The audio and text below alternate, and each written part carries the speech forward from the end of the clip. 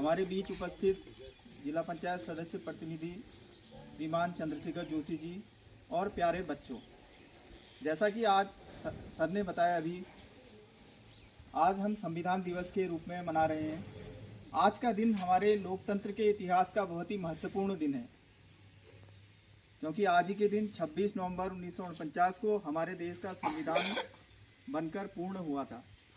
मैं जरा इस संविधान क्या होता है, कैसे बना और क्यों बना, थोड़ा इसकी भूमिका में जानना चाहूँगा। हमारा स्वतंत्रता से पूर्व हमारा देश अंग्रेजों का गुलाम था।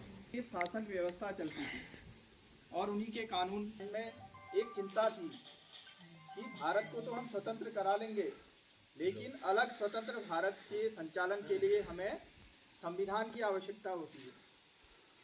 तो इसी क्रम में स्वतंत्रता से पूर्व ही 9 दिसंबर 1946 को एक संविधान सभा का गठन किया गया।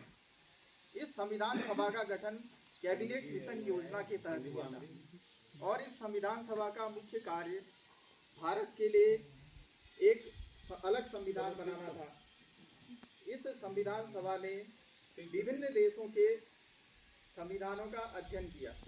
इसके अस्थायी अध्यक्ष डॉक्टर सच्चिदानंद सिन्हा थे, स्थायी अध्यक्ष डॉक्टर राजेंद्र प्रसाद और प्रारूप समिति, जो एक महत्वपूर्ण समिति थी, उसके अध्यक्ष डॉक्टर भीमराव अंबेडकर थे।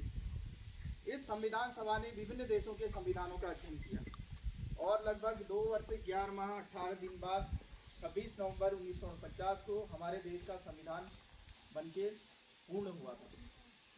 इसीलिए भारत के संविधान को एक विश्व का सबसे बड़ा व्यापक और विशाल संविधान भी कहते हैं, क्योंकि हमारे संविधान में अमेरिका हो गया, ब्रिटिश हो गया, इंग्लैंड हो गया, कनाडा हो गया, आयरलैंड हो गया, अन्य संविधानों की छाप भी है।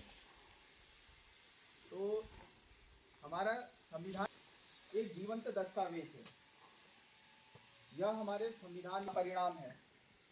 उस समय जब संविधान सभा के जितने भी सदस्य थे, हमारी जब संविधान बन रहा था, तो उस समय उनकी महत्वपूर्ण बैठकें होती थी। किसी भी विषय से संबंधित बहुत ही विचार विमर्श होता था, वाद विवाद होता था और यह वाद विवाद देर रात तक भी चलता था। संविधान का निर्माण करना था जिससे भारतीयों के हितों की रक्षा हो सके और अंततः हमारा संविधान ठीक 2 वर्ष 11 माह 18 दिन बाद 26 नवंबर 1949 को बनकर पूर्ण हुआ और 26 जनवरी 1950 को इसे लागू कर दिया गया। हमारे संविधान ने हमें मौलिक अधिकार दिए हैं, मौलिक कर्तव्य दिए हैं